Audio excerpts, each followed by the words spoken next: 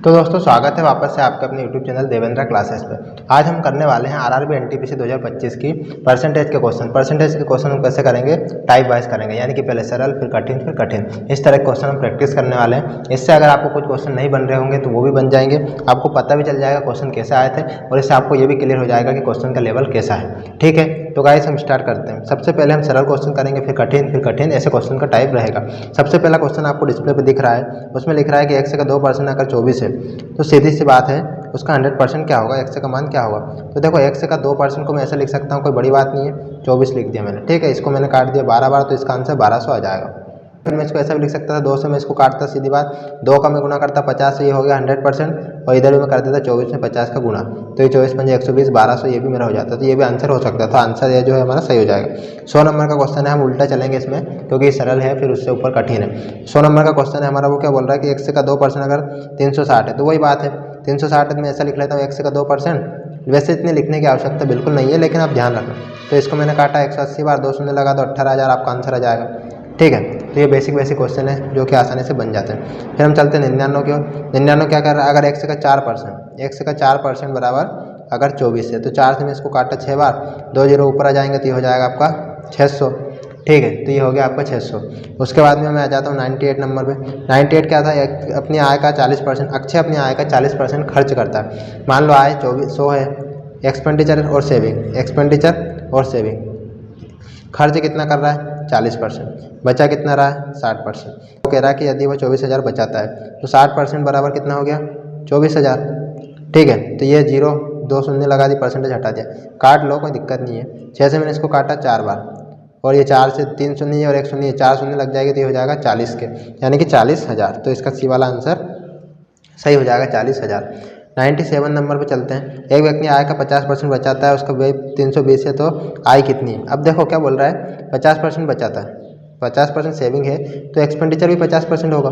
अगर वो बोल रहा है कि उसका व्यय यानी कि एक्सपेंडिचर 320 है, 320 अगर एक्सपेंडिचर है तो सेविंग भी 320 होगी, तो 320 का हम डबल कर देंगे तो ये कितना आ जाएगा 640। तो उसका टोटल इनकम हो जाएगी 640। ये क्वेश्चन सब एग्जाम में आए हुए हैं, आप देख सकते हो शिफ्ट वाइज।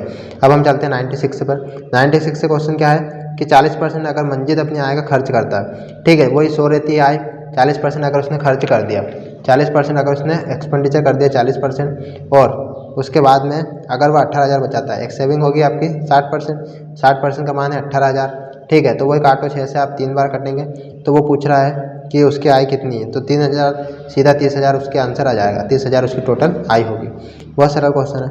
95 नंबर पे चलते हैं। एक व्यक्ति अपनी आय का 50% खर्च करता है और वह प्रति माह 7,056 रुपये बचाता है। ठीक है, 50% अगर खर्च कर रहा है तो 50% ही एक्सपेंडिचर कर रहा होगा, इतना ही बचा रहा है, इतना ही खर्च कर रहा है। तो वो पूछ रहा है कि अगर इसका मान 7,056 रुपये है तो इसका मान क्या होगा, तो इसका भी यही होगा 7,056 रुपये। ठीक है, इसका आंसर आ जाएगा 7,056 रुपये, जो कि हमारा क्वेश्चन का आंसर है सी वाला। शिफ्ट 2 में ये आया था 12 तारीख को। तो हम देखने वाले हैं 86 नंबर का क्वेश्चन, जो कि थोड़ा सा अलग है। 86 नंबर का क्वेश्चन देखने वाले हैं। एक म्यूजिक सेट की कीमत 8,000 है, 8,000 एक कीमत है और उसकी कीमत 12% की कमी आती है। मान लो 88% हो गई, ठीक है, 88% कम हो गई और फिर 20% वृद्धि होती है, यानी कि 6 से 5 हो गई, 5 से 6 हो गई, वृद्धि हो गई। अब तो उसका आंसर क्या है, देखो 88 आ रहा है, यानी कि 88 क्या है 8 × 11 है, यानी कि जो आंसर आपका 11 से कट रहा है उसको आप कर सकते हो। अगर आपको ऐसा नहीं समझ में आता है तो आप पूरा गुणा भाग करके देख लीजिएगा, आंसर ये आएगा। तो पहला अगर आप देखें 77 48, 7 4 11 होगा, 8 7 15 हो रहा, ये नहीं हो रहा। उसके बाद में देखें हम 8 9 4 8, 8 9 4 8 में एक छोड़ना है, 8 4 12 और 8 9 17 हो रहा, 12 17 ना घटाने जोड़ने पर 11 आ रहा है, ना ही 0 हो रहा। ठीक है, हम देखें 8 4 4 8, देखो 8 4 12 हो रहा, 8 4 12 और 12 में से 12 घटाने 0 आ रहा, यानी कि यह आंसर सेटिस्फाई है। तो इसका आंसर आ जाएगा सी वाला, जो कि बिल्कुल सही आंसर है। 85 नंबर का क्वेश्चन है। एक व्यक्ति अपनी आय का 30% बचाता है। मान लो 100 आय है, 30% सेविंग है, एक्सपेंडिचर हो जाएगा 70%, और वो व्यय कितना कर रहा है 70% बराबर 840 है। तो इसको आप काट लो, कितनी बार जाएगा 70% बराबर 1284, यानी कि 1200 रुपये उसका टोटल आय हो जाएगी, जो कि सी आंसर सही है। 84 नंबर का क्वेश्चन हम देखते हैं। एक व्यक्ति हर महीने 7,915 वेतन मिलता है और वो अपना 20% बचाता है, तो उसका व्यय कितना है, एक्सपेंडिचर कितना है। 7,915 रुपये उसकी इनकम है, और अगर वो 20% बचा लेता है तो वह एक्सपेंड कितना कर रहा है, तो मैं कह सकता हूँ 80% उसका एक्सपेंडिचर है, यानी कि मैं इसको लिख सकता हूँ 4/5।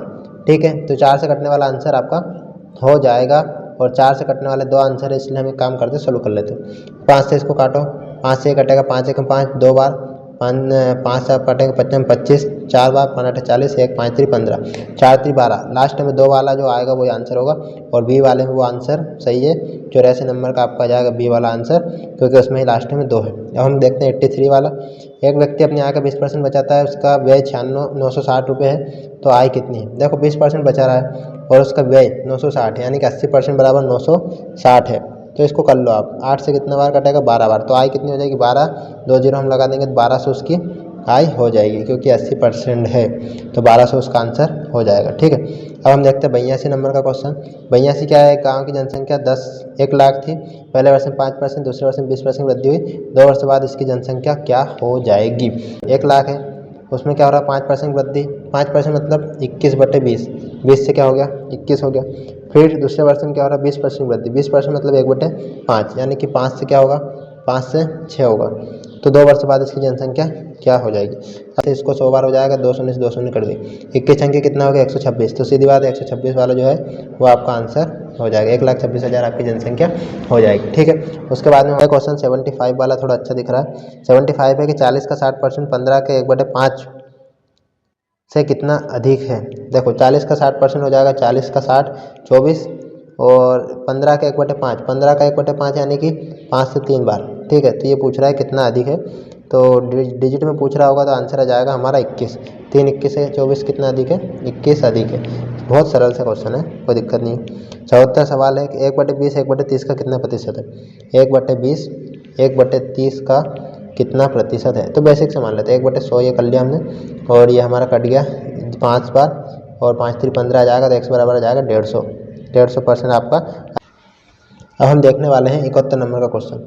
71 क्वेश्चन है कि 40 का 60%, 40 का 60%, ये हो जाएगा आपका 24, 15 का 3/5 से, 15 के 3/5 से 5 से कटेगा 3 बार, 3 3 9, ठीक है, से कितना अधिक है? तो 15 9 से कितना अधिक है? 24 9 से 15 अधिक है। ठीक है, आंसर जाएगा 15। 71 का जाएगा बी वाला 15। तो अब हम देख लेते हैं 70 नंबर का क्वेश्चन।